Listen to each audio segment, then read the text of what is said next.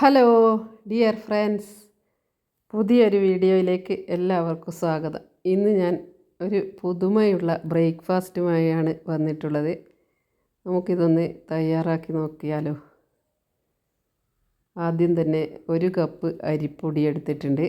പിന്നെ അമൃതം പൊടിയാണ്. അമൃതം പൊടിയും ഒരു കപ്പ് തന്നെ എടുക്കുന്നുണ്ട്. ഇത് അമൃതം പൊടി എല്ലാവർക്കും അറിയായിരിക്കും, കുട്ടികൾക്ക് അംഗൻവാടി വഴി വിതരണം ചെയ്യുന്നതാണ്. അപ്പോൾ രണ്ടും ഒരേ അളവിൽ തന്നെ എടുത്തിട്ട് നമുക്ക് ഇത് മിക്സ് ചെയ്തെടുക്കാം. ഇത് നൂൽപുട്ടിനുള്ള അരിപ്പൊടിയാണ് എടുത്തിട്ടുള്ളത്, നേരിയ അരിപ്പൊടി. ഇനി ഇതിലേക്ക് ആവശ്യത്തിന് ഉപ്പ് ചേർത്ത് കൊടുത്തിട്ട് നന്നായി ഒന്ന് ഇളക്കി യോജിപ്പിക്കാം. എന്നിട്ട് തിളയ്ക്കുന്ന വെള്ളം ഒഴിച്ച് കുഴച്ചെടുക്കാം. ഒരു കപ്പ് അരിപ്പൊടിക്ക് ഒരു 2 കപ്പ് വെള്ളം ഏകദേശം വേണ്ടി വരും. അത് നമ്മൾ ഓരോ അരിപ്പൊടിയുടെ കൺസിസ്റ്റൻസി അനുസരിച്ചിട്ടായിരിക്കും വേണ്ടി വരിക.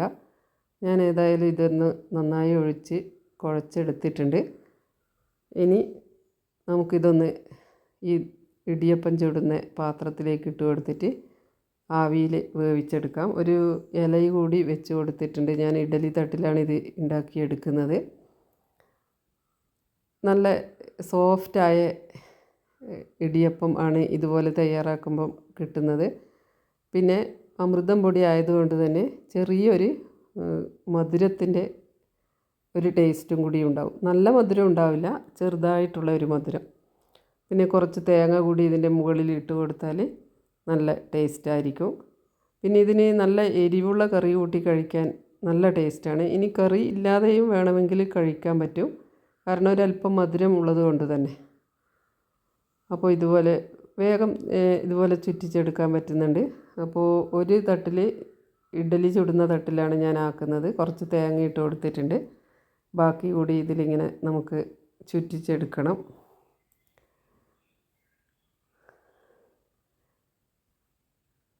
സാധാരണ അരിപ്പൊടി ഉപയോഗിച്ചാണ് ഞാനിത് ചുടാറുള്ളത്. ഇന്ന് ഒരു വെറൈറ്റിക്ക് വേണ്ടി തയ്യാറാക്കി നോക്കിയതാണ്.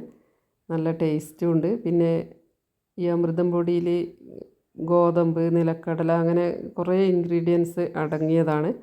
അതുകൊണ്ട് തന്നെ നല്ല പോഷക ഗുണമുള്ള ഒരു പ്രാതൽ തന്നെ നമുക്ക് രാവിലെ തന്നെ കഴിക്കാൻ പറ്റും. അപ്പോൾ നിങ്ങൾക്കൊക്കെ ഞാൻ ഇടുന്ന വീഡിയോ ഇഷ്ടപ്പെടുന്നെന്ന് കരുതുന്നു. എല്ലാവരും ഒന്ന് സപ്പോർട്ട് ചെയ്ത് സബ്സ്ക്രൈബ് ചെയ്ത് കൂടെ നിൽക്കണം. ഇത് മുഴുവൻ ഉണ്ടാക്കി എടുത്തിട്ടുണ്ട്. ഇനി നമുക്കിതൊന്ന് അടച്ച് വെച്ച് വേവിക്കാം. ആവി കയറ്റിയിട്ട് ഒരു 15 മിനിറ്റ് കഴിയുമ്പോഴേക്കും ഇത് റെഡി ആയിട്ടുണ്ട്. ഇത് ഇങ്ങനെയാണ് ഞാൻ റെഡിയാക്കിയിട്ടുള്ളത്.